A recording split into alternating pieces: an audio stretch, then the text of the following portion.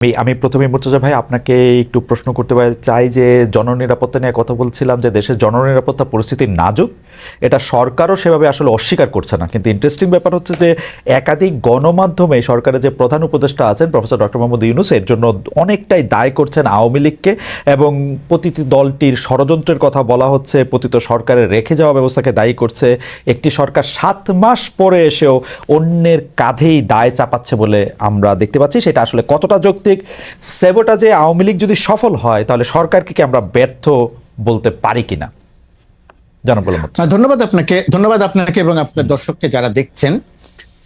Doctor Yunus যে কথাগুলো বলেছেন বা আপনি যেগুলো বললেন, আমি আর রিপিট না করে যে কথাগুলোর কথা যদি বলতে চাই, তাহলে সেই কথাগুলো দুই ভাবে ব্যাখ্যা করা যায়। একটা হচ্ছে সেই কথাগুলো সত্য কিনা, আর একটা যে দেশের পরিস্থিতিটাও সেরকম কিনা।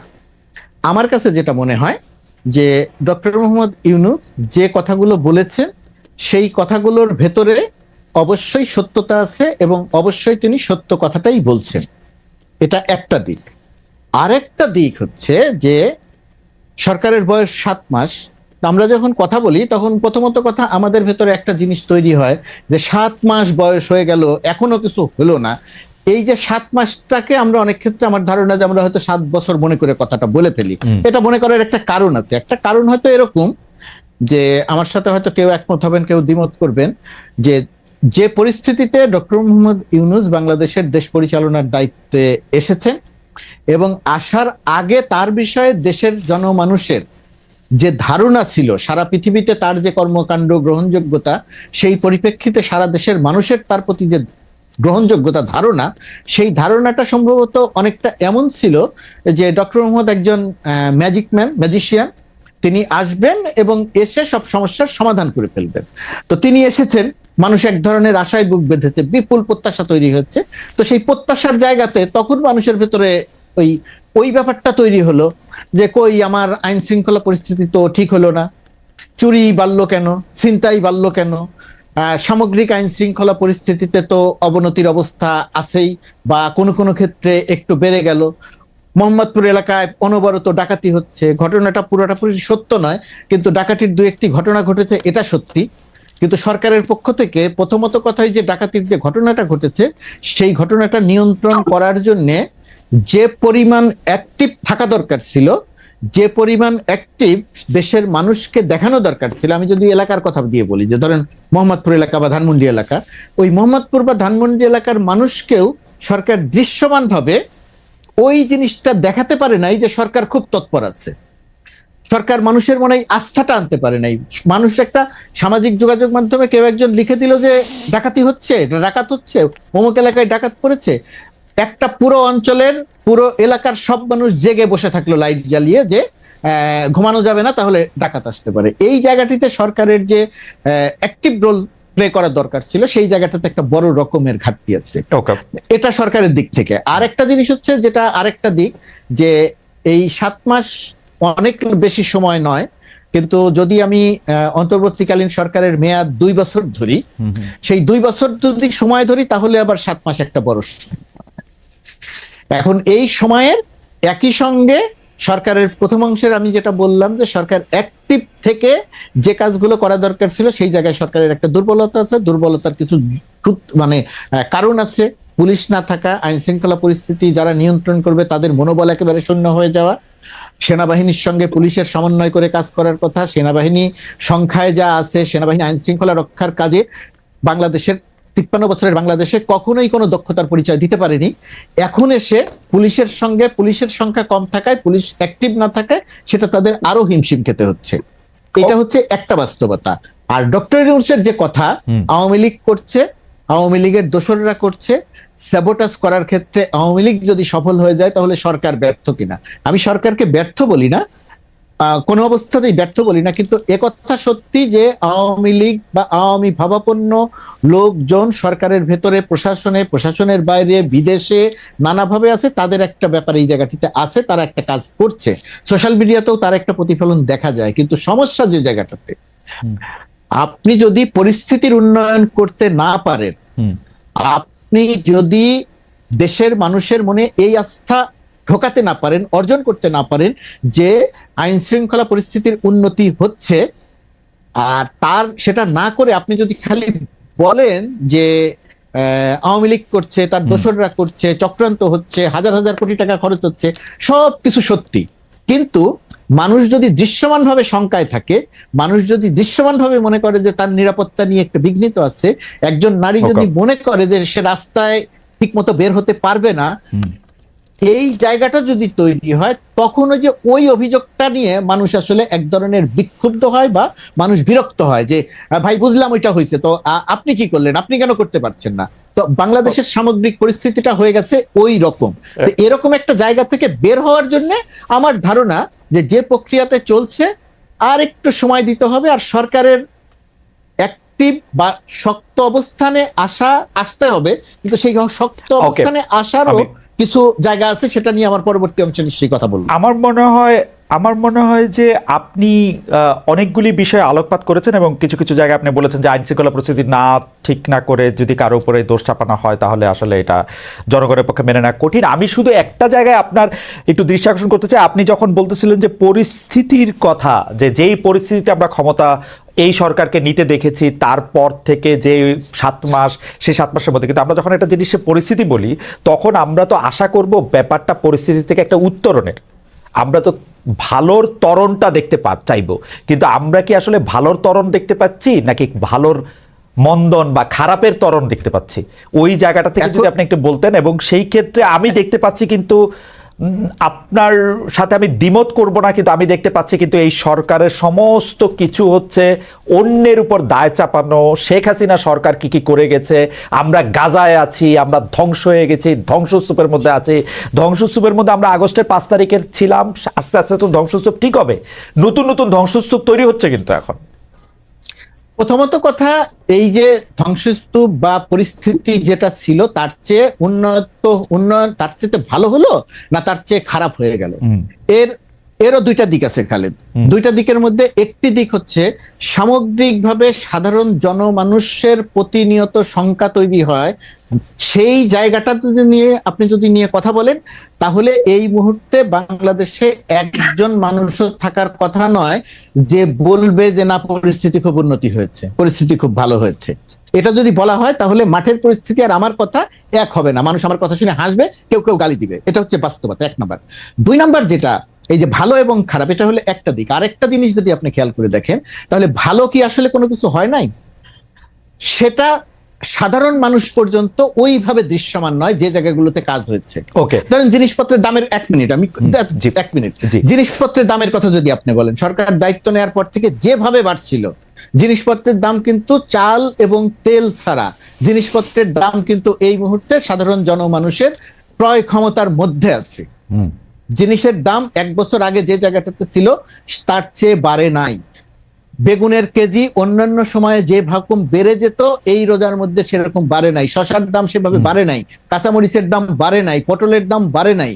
এই যে একটা জায়গাতে, এই জায়গাটাতে ডেফিনেটলি কাজ হয়েছে, 1 নাম্বার। 2 নাম্বার হচ্ছে আর যে জায়গাটাতে কাজ হয়েছে সাধারণ মানুষের যে জায়গাটাতে প্রভাব পড়ে না।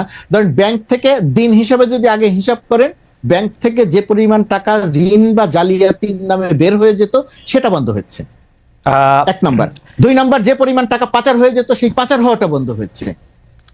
এই আর্থিক খাতে আগের একেবারে পুরোপুরিভাবে শৃঙ্খলা এসেছে আমি সেটা বলবো না, কিন্তু আর্থিক খাতে যে প্রক্রিয়াতে নৈরাজ্য চলছিল, টাকা ছাপিয়ে যে প্রক্রিয়াতে ঋণের নামে দিয়ে দেয়া হচ্ছিল এবং পাচার হয়ে যাচ্ছিল, সেই বড় বড় জায়গাগুলোতে কাজ হয়েছে। ঋণ, হ্যাঁ, এই জায়গাগুলোতে কাজ হয়েছে। সুতরাং কাজ হয় নাই এটা যদি আমি বলি তাহলে সেটাও আবার সত্য বলা হবে না। মুর্তজা ভাই, অর্থনৈতিক বিষয়গুলি আসার আগে আমরা একটু যদি নিরাপত্তার জায়গায় থাকি, কারণ অর্থনৈতিক বিষয়গুলিতে আমাদের আলাদা প্রশ্ন আছে, তবু আমি একটু নিরাপত্তাজনিত প্রশ্নটা করে রাখি। আপনি নিশ্চয়ই খেয়াল করেছেন যে বাংলাদেশে থেকে আমি আজকে রাখাল রাহার কথা বলি, সোহেল হাসান মোহাম্মদ গালিবের কথা বলি, বা অন্য কোনো ধর্ম প্রচারকের কথা বলি, প্রকাশ্যে সাতিমে রাসূল বা অন্য কোনো ঘোষণা দিয়ে বলা হচ্ছে যে তাদের কল্লা ফেলে দিতে হবে, তাদেরকে মৃত্যুদণ্ড দিতে হবে, আমাদেরকে হাতের স্বাধীন স্বাধীনতা দিতে হবে, আমি অবিশ্বাসের জন্য সেই কথা আবার শুনতে চাইলাম, আবার এই কথা এরকম বলা হলো। আমি তো এরকম কোনো ব্যবস্থা দেখি নাই যেটা এই কথা আর কখনো বলা হবে কিনা। আপনি যে কথাটা বললেন এই কথাটা একদম শতভাগ সঠিক, এবং সরকার তো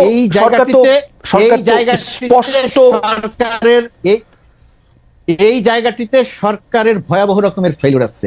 সরকারের পক্ষ থেকে যখন বলা হয় একটা কথা যে এখন থেকে আবার যদি কোনো কিছু হয় তাহলে কঠোর ব্যবস্থা নেওয়া হবে, এইটা সাধারণ জনমানুষের কাছে সঠিক বার্তা হিসেবে যায় না। ওকে, আমি জনাব গোলাম মুর্তজা এবং অর্থনীতির প্রসঙ্গ আমি আসলে দুই একটা বিষয় নিয়ে আপনার সঙ্গে আলোচনা করতে চাই। তার আগে আমি একটু ডক্টর জাহিদুর রহমানকে শুনি। ডক্টর জাহিদুর রহমান, আপনার নিশ্চয়ই আমরা যে আলোচনাটা করতেছিলাম সেটা নিয়ে আপনার নিশ্চয়ই বক্তব্য থাকবে, কিন্তু আমার প্রশ্নটা আমি একটু করে রাখি। নতুন রাজনৈতিক দল নিবন্ধনের জন্য বিজ্ঞপ্তি দিয়েছে নির্বাচন কমিশন। আপনি জানেন যে এর মাধ্যমে এক ধরনের নির্বাচনের ট্রেনের যাত্রা শুরু হয়েছে বলে কেউ কেউ বলছেন। আপনি নিজেও নির্বাচন সংস্কার কমিশনের সদস্য ছিলেন, আপনারা কতগুলি সুপারিশ দিয়েছেন, সেগুলি সংস্কার করতে বলেছেন, কিন্তু সেগুলি সংস্কার করার নিয়ে কোনো অগ্রগতি আছে কিনা, শুরু হয়েছে কিনা তাই আমরা জানি না। এই সংস্কারের আগেই যে একটা নির্বাচনের কথা হচ্ছে, সে তাহলে সংস্কারটার আসলে কি হবে?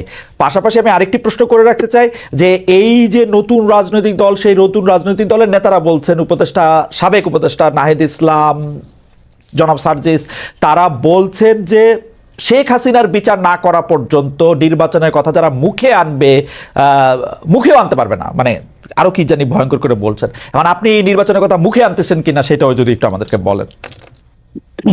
হ্যাঁ, ধন্যবাদ। আমি মুখে আনছি, আমি আনার পরও তাদের বক্তব্য নিয়ে কথা বলবো। তার আগে আইন শৃঙ্খলা নিয়ে দু তিনটা পয়েন্ট একটু যোগ করি। মুর্তজা ভাই খুব রাইটলি বলেছেন এবং আপনিও যে কাউন্টার অপিনিয়ন দিয়েছেন, I agree with that as well. আমি দুটো এক্সাম্পল দিই। সপ্তাহখানেক বা 7-8 দিনই হবে আগে গুলশানে একটা বাড়িতে তাণ্ডব চালানো হলো ঘোষণা দিয়ে। মানে ওনারা যাচ্ছেন, ওখানে টিভি চ্যানেল ছিল, মানে শুধুমাত্র ব্যক্তি লাইভ করেছে তা না, টিভি চ্যানেল লাইভ করেছে। রটিয়ে দেয়া হলো এটা জনাব এইচটি ম্যামের সন্তানের বাড়ি। পরে দেখা গেল তা না, এটা আসলে তার সাবেক স্ত্রীর বাড়ি, যাদের অনেক আগে ডিভোর্স হয়েছে। সেটা সরিয়ে রাখে, ধরে নিলাম এটা সম্ভবত নাম তানভীর ইমাম, ধরে নিলাম এটা তানভীর ইমামের বাড়ি। তো কেউ একজন ঘোষণা করছে ওই বাড়িতে গিয়ে, ওখানে আওয়ামী লীগের দোসররা লুকিয়ে আছে, অনেক টাকা রাখা আছে, তারা এই অধিকার পেয়ে যায় লাইভ করে ওখানে তাণ্ডব চালাতে পারে। এবং একটা পর্যায়ে ওই লাইভেই দেখা যায় পুলিশ এবং সেনাবাহিনী ওখানে গিয়ে হাজির হয় এবং তারা তাদের সামনে স্লোগান দিতে দিতে বেরিয়ে যায়। লাইভে দাঁড়িয়ে সোকল্ড চালক লীগের একজন কথা বলছে। মানে খেয়াল করি, ঢাকা শহরে গুলশানের মতো একটা জায়গায় এই ঘটনা ঘটলো। মানে এই প্রশ্ন খুব অনিবার্যভাবেই আসে, দেশে কি সরকার আছে? আচ্ছা, নাম্বার 2, ওড়না নিয়ে যে ঘটনাটা ঘটলো, তখন যে যৌন হয়রানি যে ভদ্রলোক করেছেন তাকে যখন থানায় নিয়ে গেল, সারা রাত থানার মধ্যে কিছু মানুষ ছিলেন, তারা লাইভ করেছেন, তারা পুলিশকে রীতিমতো হেনস্থা করার চেষ্টা করছেন। এবং ওই লাইভে আমরা দেখছি, আমি রাত জেগে লাইভ দেখছিলাম, ভিডিও একটার পর একটা আসছিল। ওই নারীকে ধরে আনতে হবে এবং তার বিরুদ্ধে মামলা দিতে হবে। পরবর্তীতে কি হলো আমরা জানি, একটা পুলিশ স্টেশনে ঢাকা শহরে কিছু মানুষ গিয়ে পুলিশকে ধমকাচ্ছে এবং এই কাজ করতে হবে, ওই কাজ করতে হবে বলছে।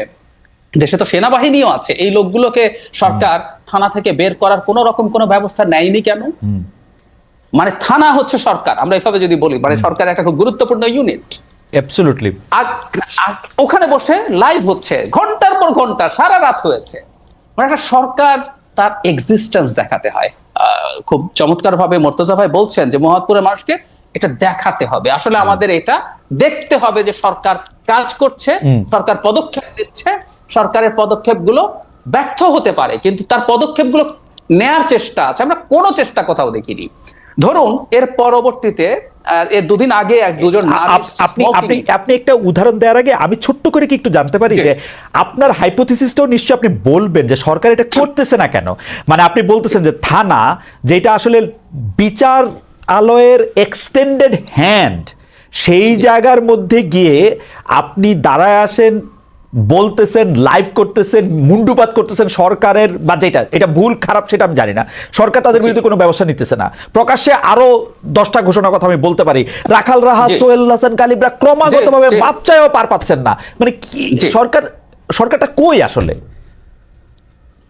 সরকার নাই আসলে, এবং সরকার নাই আসলে এখন এই প্রশ্নগুলো এসে দাঁড়াবে। আমরা দীর্ঘদিন থেকে এটা এখনো সরকারের যে ক্রিটিক করছি, আসলে আমরা এই সরকারকে ওন করেই করছি, কিন্তু সরকার আসলে সরকার হয়ে ওঠে, মানে আমি প্রায় এভাবে বলি, বাংলায় আমরা না এটাকে শাসন বিভাগ বলি, বাংলায় এভাবে বলি। সো তাকে তার শাসনটা দেখাতে হবে আইনের চৌহদ্দির মধ্য থেকে, এটা সবচেয়ে জরুরি ব্যাপার। দুজন নারীকে প্রকাশ্যে রাস্তায় বিভৎসভাবে পেটানো হলো, দীর্ঘদিন শোরগোল করার পর, যেই লোককে এটা করেছে তার ছবি ঘুরে বেরিয়েছে না, তাকে দীর্ঘদিন শোরগোল করার পর গত কাল বা পরশু তাকে গ্রেফতার করা হয়েছে, তাই না? মানে এটা করতে হচ্ছে। একটার পর একটা মাজার ভাঙা হয়েছে, 86টা মাজার, আমি সংখ্যাটা হিসাব রাখি সেজন্য আমি বলতে পারি, এখন পর্যন্ত 86টা মাজার, 80টার পর একটা সংগঠন জানিয়েছিল, এরপর আরো 6টা মাজার ভাঙা হয়েছে। কোথাও কোনো পদক্ষেপ সরকারের দিক থেকে নাই আসলে। আমার কাছে একটা জিনিসের জন্য মনে হয়, আমার একটা হাইপোথিসিস আছে, আমি জানি না, বাংলাদেশকে একটা গণতান্ত্রিক ট্রান্সফরমেশনের দিকে এগিয়ে যাওয়া নিয়ে কারো কারো ব্যারিয়ার আছে। মানে এই সরকারকে অনেক এক্সটেন্ড করো, অথবা অন্য কোনো ধরনের সরকার আনার চেষ্টা করো, তার জন্য তো একটা ডিস্টেবিলাইজ করার সিচুয়েশন লাগবে। সরকারের কোনো একটা অংশ কোনোভাবে এর সাথে জড়িত না হলে আমি কোনো ব্যাখ্যা খুঁজে পাই না। গুলশানের মতো জায়গায়, যেখানে এত নিরাপত্তা এজেন্সি আছে, গোয়েন্দা সংস্থা আছে, এবং আমি ওই জায়গাটার খোঁজ নিয়ে দেখেছি, ওর আশপাশে বিভিন্ন এম্বাসির অনেক ডিপ্লোম্যাটও থাকেন। মানে এটা একেবারে পরিকল্পনা করে দেখানো হলো বাংলাদেশ একটা স্টেটলেস অবস্থায় আছে, এখানে একটা মবক্রেসি চলছে, এই পরিস্থিতি তৈরি হচ্ছে। তো সরকারের কেউ না কেউ কোনো না কোনো ভাবে ইনভলভ না থাকলে তো এটা না। কিন্তু ডক্টর রহমান, আমার একটা প্রশ্ন আছে যে আপনার মানে এইটা আসলে বলতেই হয় যে আপনি মেধায়, প্রতিভায়, বিবেচনায়, বিশ্লেষণে অনেকখানি এগিয়ে, সেই জন্য আপনার কাছে একটা ডিডাকশনের প্রশ্ন, যে আপনার কাছে কি মনে হয় না যে এই সরকার অজনপ্রিয় হইলে এই সরকারের সবচেয়ে বেশি ক্ষতি এবং লাভ হচ্ছে এই সরকারকে যারা বেশি সমালোচনা করতেছেন তাদের, অর্থাৎ বিএনপির অথবা জামাত অবশ্য সরকারকে এত সমালোচনা করতেছে না, বিএনপি করতেছে, সুতরাং সরকার যত অজনপ্রিয় হইতেছে বিএনপির তত লাভ, এরকম মনে হয় না? সমন্বয়কদেরকে যত বোকা দেখানো যাচ্ছে, যত মানে ওদের দেখাইতে হবে না, ওদের এমনিও একটু বোকা বোকা লাগতেছে, কিন্তু ঘটনা হচ্ছে যে এটাতে লাভ আসলে বিএনপির বা পরে যারা ক্ষমতায় আসবে, এরকম মনে হয় না? একদমই তাই, এটা একটা প্রবাবিলিটি, আমি এটাকে উড়িয়ে দিচ্ছি না, যে দেশে একটা আনস্টেবল সিচুয়েশন যদি তৈরি করা যায় তাহলে ইলেকশন সরকারকে দ্রুত দিতে হবে। এই হাইপোথিসিসটা logical, I agree with this. এটা একটা অপশন, এটা একটা ডিফারেন্সিয়াল ডায়াগনোসিস, আমরা মেডিকেলে যেভাবে ওয়ান অফ দ্য ডায়াগনোসিস এটা। কিন্তু আবার এটাও, কারণ আমরা দেখি প্যারালালি আরেকটা চেষ্টা চালু হয়েছে, দেশে ইলেকশন চাইলে পলিটিক্যাল পার্টিকে বদমাশ বলা হচ্ছে। খুব গুরুত্বপূর্ণ একজন পাবলিক ইন্টেলেকচুয়াল বদমাশ শব্দটা ব্যবহার করেছেন। তারা ক্ষমতায় যাওয়ার জন্য বসে আছে, 15 বছর এক দল খেয়েছে, আরেক দল 15 বছর খাবে। কিভাবে এখন ইলেকশন হয়, কিভাবে 3 বছর 4 বছর, এখন টাইম ফ্রেম বলা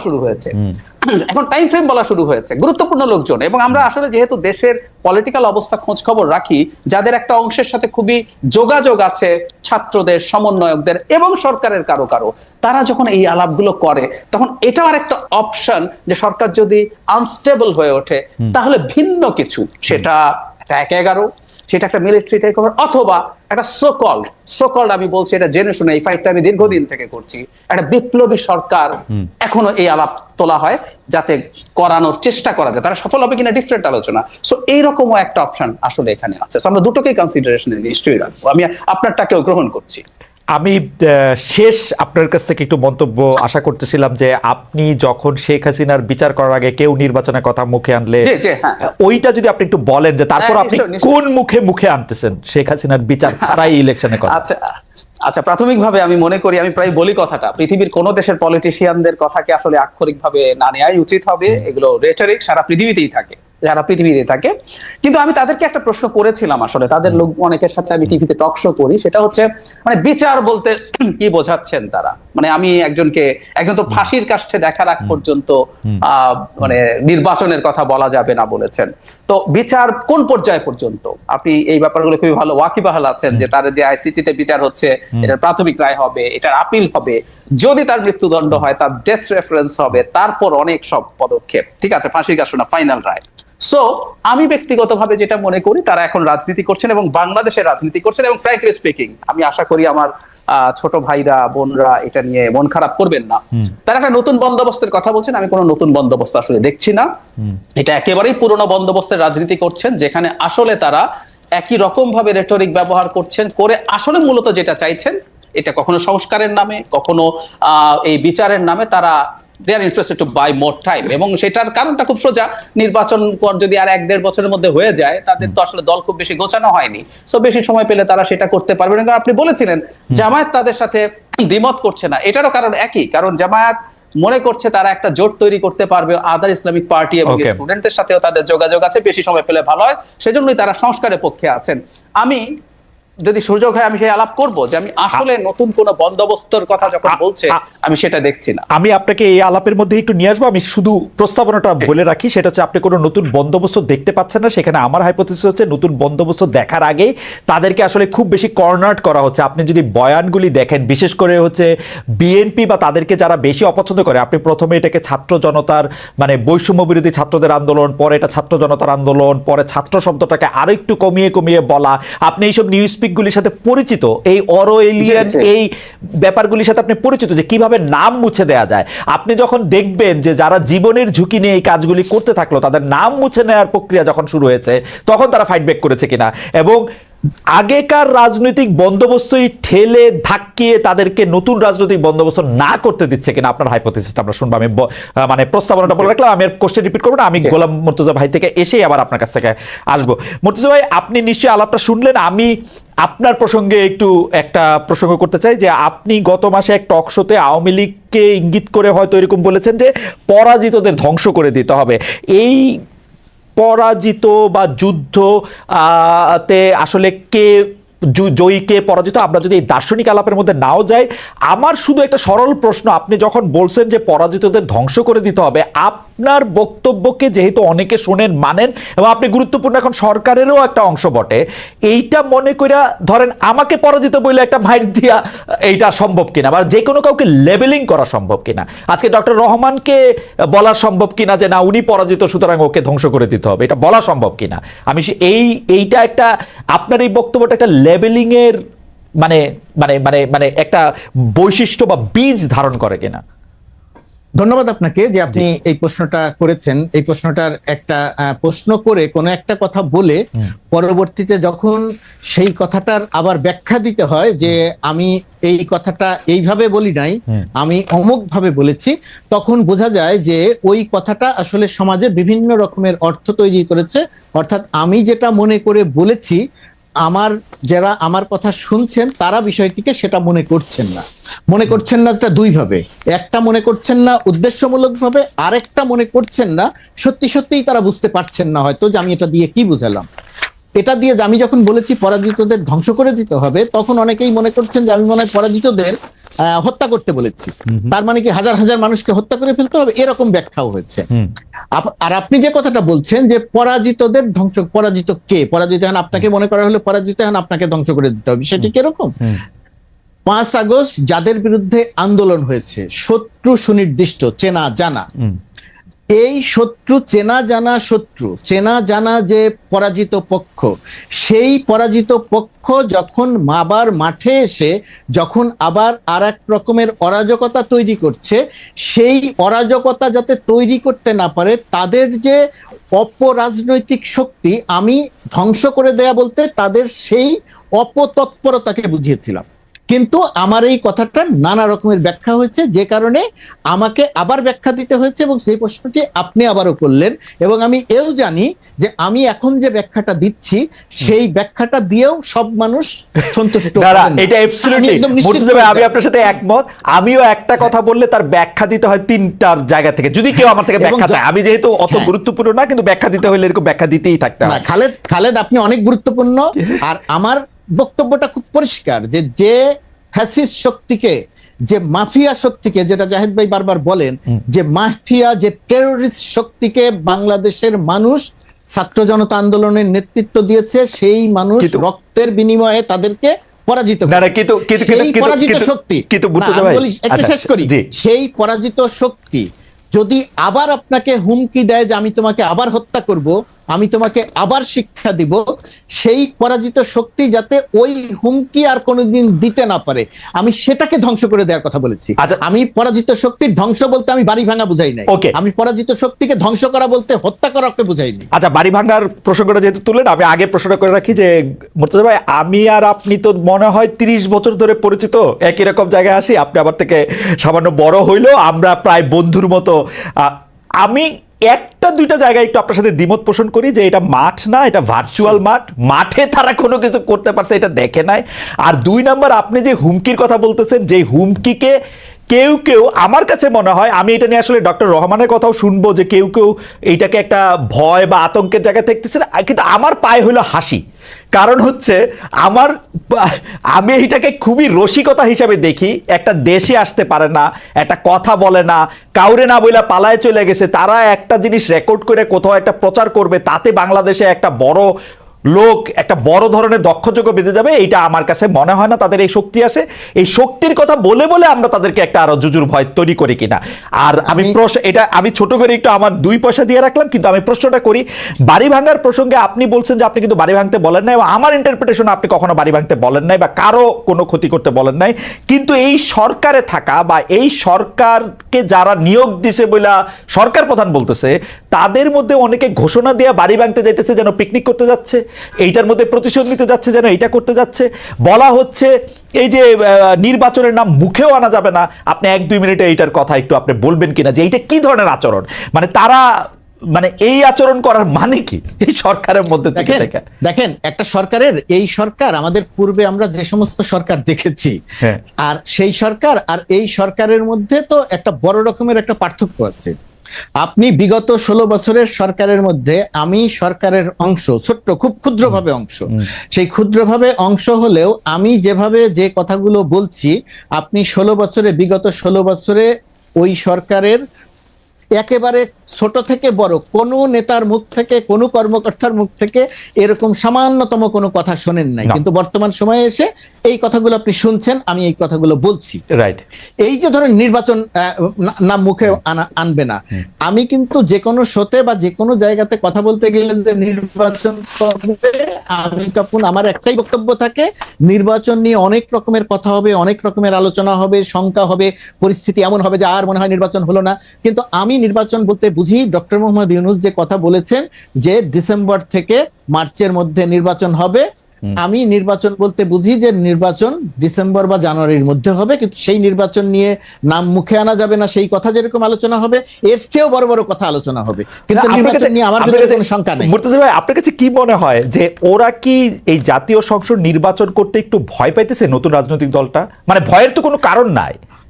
না, দেখেন, একটা রাজনৈতিক দল, একজন রাজনৈতিক নেতা কোন বিবেচনায় কোন কথাটা বলেন, সেই কথাটার অর্থ তিনি কি বললেন আর সাধারণ মানুষ কি ভেবে নিল, রাজনৈতিক নেতার কথাকে আপনি কখনোই হুবহু হিসেবে ধরবেন না। আচ্ছা, যে সে আপনি আমি তো সরল ভাবে জি না, আমি ঢাকা শহরে বসে বলছি যে নির্বাচন ডিসেম্বর বা মার্চের মধ্যে হবে, আমি সরকারের অংশ।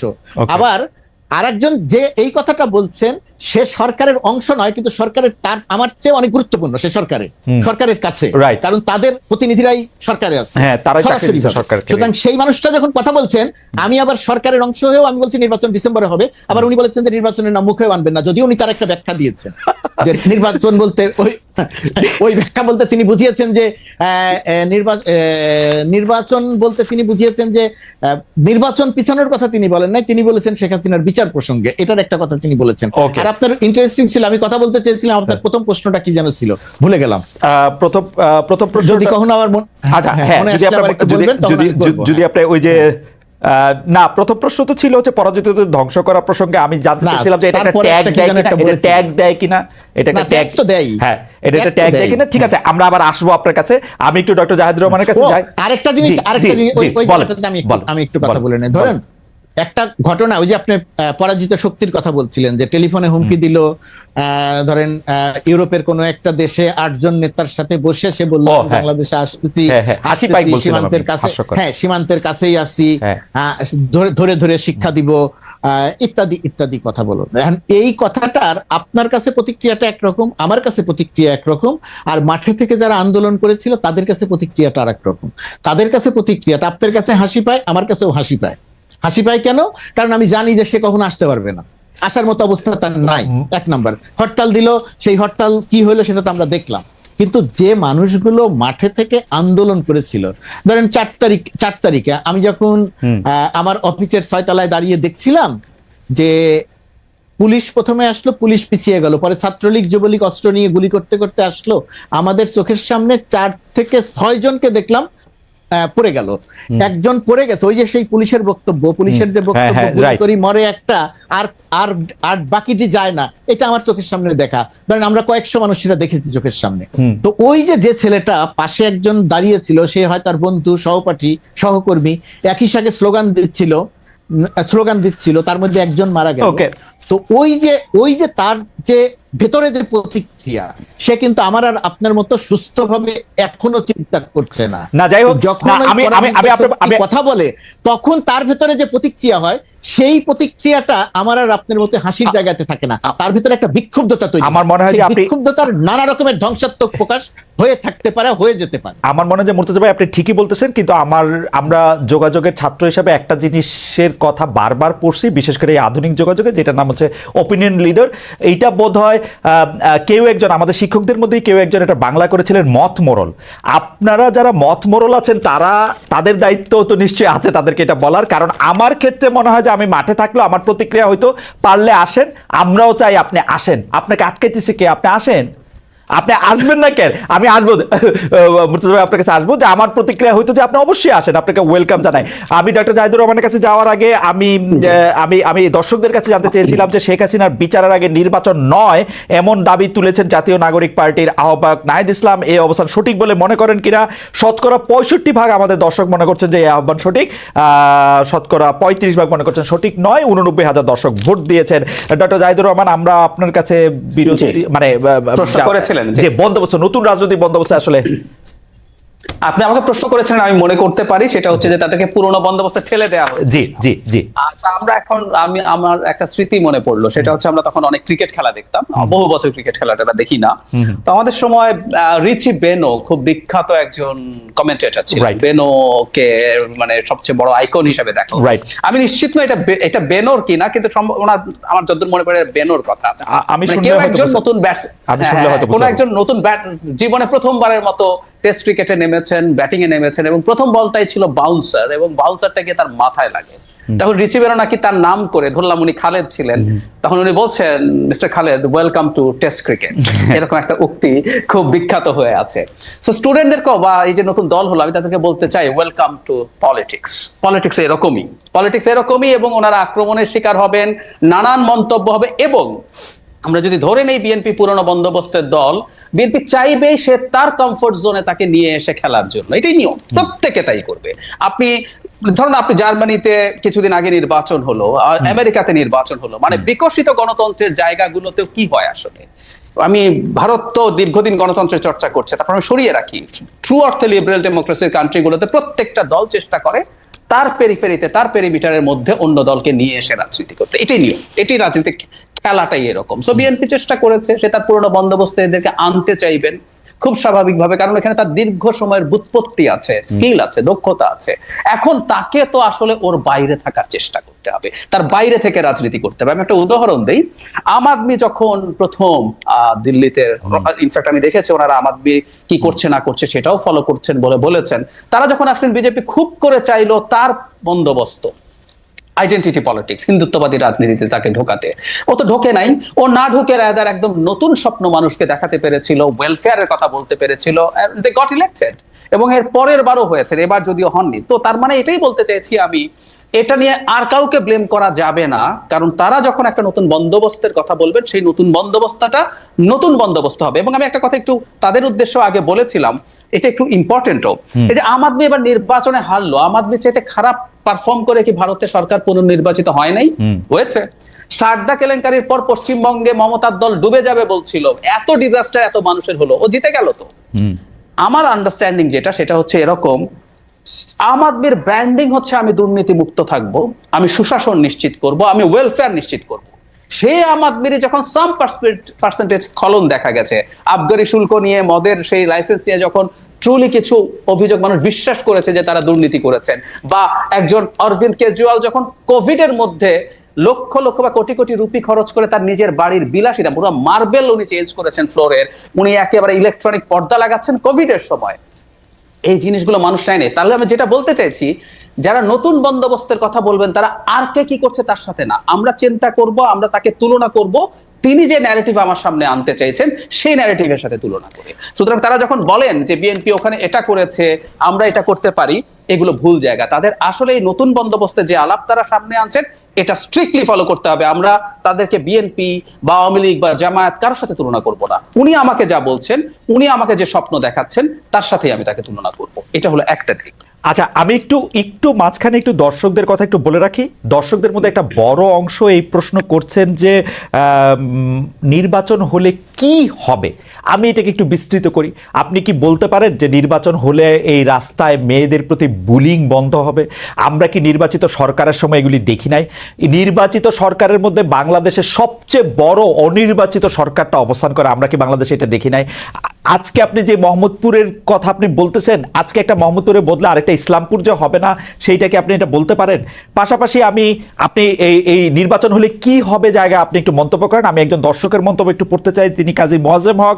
তিনি বলছেন যে অনলাইন ভোটিং হচ্ছে কনফিউজিং, কারণ মিডল এজ থেকে সিনিয়র সিটিজেনরা সাধারণত অনলাইন ভোটিং অংশগ্রহণ করে না। তিনি ইংরেজিতে বলছেন এবং এইটা দিয়ে আসলে ট্রু সিটিজেন্স ওপিনিয়ন বোঝা যায় না। আমি আসলে এটা নিয়ে কোনো মন্তব্য করতে চাই না। অনলাইন আমি রেজাল্টটাই বলি শুধু, কারণ আমার কাছে আমি সাধারণত অনেক দিন পর পর এই সার্ভেগুলির একটা বিশ্লেষণ করি যে কারা বেশি আমাদের এই সার্ভেতে অংশগ্রহণ করেন, কারা এটার মধ্যে ভোট দেন। কখনো যদি সময় হয় সেটা আসলে আমি লিখবো বা প্রকাশ করব, কিন্তু এইভাবে ঢালাও মন্তব্য করা আসলে যাবে না যে আসলে কোন বয়স গ্রুপের এরা বেশি থাকে। তবে তার বক্তব্য কিছুটা হয়তো ঠিক, মধ্য বয়সী থেকে সিনিয়র সিটিজেনরা এটা আসলে কম দেখেন। নতুন নির্বাচন হলে বা নির্বাচিত সরকার এলে কি হবে ডক্টর জাহিদুর রহমান? আমরা কি রিলিফটা পাবো? আপনি হয়তো মন্ত্রী হবেন, তারেক সাহেব হয়তো প্রধানমন্ত্রী হবেন, আমাদের কি হবে? মুর্তজা ভাই হয়তো আমেরিকাতে থেকে মানে আরো বড় কিছু হবে, আমরা যারা সাধারণ মানুষ আছে আমাদের কি হবে? না না, আমি বঞ্চিত হচ্ছি না, আমি এখানেই আছি, আমি একই শোরগোল করবো।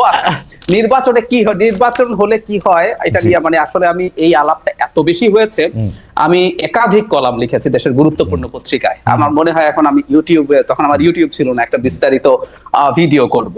নির্বাচিত সরকার যদি, এই জায়গাটা খুব ইম্পর্টেন্ট, যদি তার সামনে একটা নির্বাচন দেখে, এটা কন্ডিশন কিন্তু, তাহলে বহু কিছুই সে করে উঠতে পারে না তার অনিচ্ছা হলেও। আমি দুটো সরকারের কথা বলি, 2001-এর বিএনপি সরকার আর 2008-এর আওয়ামী লীগ সরকার। এই দুটো সরকার ভালো নির্বাচনের মাধ্যমে নির্বাচিত, যদিও 8কে অনেকে প্রশ্ন করেন, আমি ছাড় দিলাম। এই দুটো সরকারও কিন্তু ভালো ছিল না। আমাদের 91-96 দুটো সরকার কিন্তু তুলনামূলকভাবে ভালো ছিল।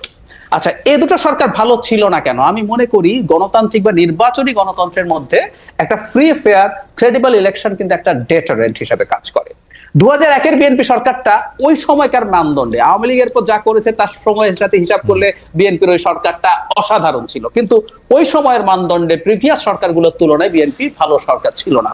আমার আন্ডারস্ট্যান্ডিং হচ্ছে সেইবারও বিএনপি আসলে সামনে একটা ফ্রি ফেয়ার ইলেকশন দেখছিল না। কারণ আমাদের নিশ্চয়ই মনে আছে, সুপ্রিম কোর্টের বিচারকদের বয়স বৃদ্ধি করে তত্ত্বাবধায়ক সরকার তাদের পছন্দসই একজন হবেন, এই ধরনের একটা পরিস্থিতি তৈরি হয়েছিল। সুতরাং আপনি যখন নির্বাচন দেখছেন না, তখন আপনার চরিত্রের স্খলন হয়। একই কথা আওয়ামী লীগের 8 সালের ক্ষেত্রে আমি বলবো, সেই সরকারটা মোটা দাগে যদি ধরে নিয়ে সুষ্ঠু নির্বাচনে নির্বাচিত হয়েছে, কিন্তু সে জানতো আমি আসলে তত্ত্বাবধায়ক সরকার বাতিল করে দিতে যাচ্ছি। এবং 11 সালে যখন সংবিধান সংশোধন করে সেটা করা হলো, আমরা দেখলাম সেই সরকারটা কি হয়ে গেল।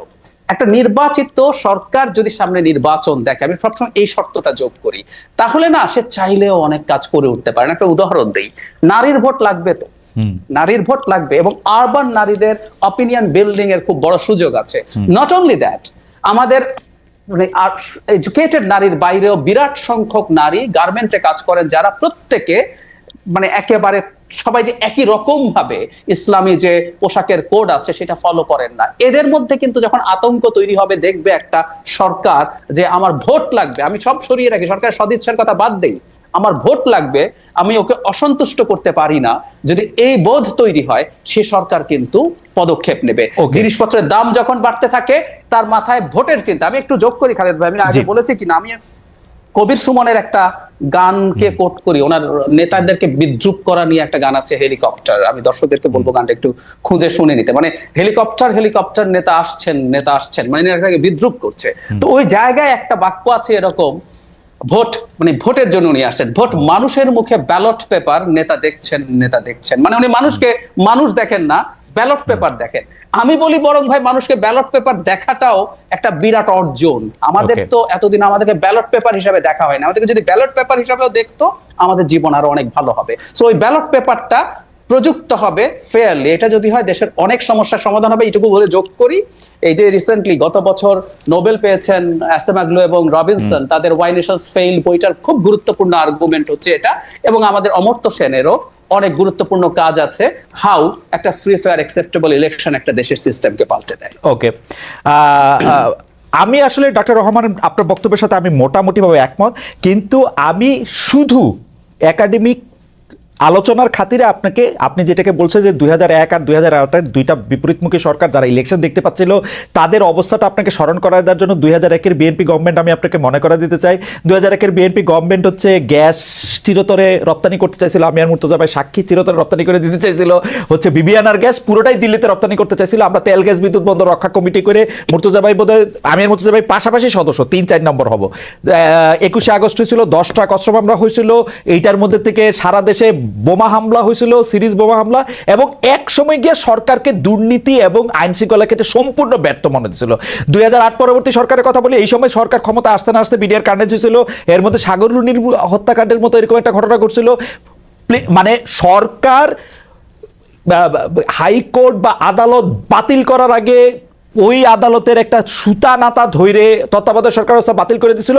এরকম আরো 5টা ঘটনা আপনার মনে করে পরে আমি আবার কমুনে 2008-এর আওয়ামী লীগ সরকারও যথেষ্ট পরিমাণে যা তাই ছিল। আমি খালেদ ভাই একটু যোগ করি, এই দুইটা সরকারকে আমি খারাপ বলছি কেন, প্লিজ টেক মাই পয়েন্ট। এই দুটো সরকারই তারা ভালো নির্বাচনে নির্বাচিত হয়েছে, কিন্তু এই দুটো সরকারই তাদের সামনে ইলেকশন দেখছিল না। দুইটা সরকারি ফেয়ার ইলেকশন, তারা মনে করছিল ইলেকশনকে তারা তাদের মানে ফেভারে আনতে পারবে।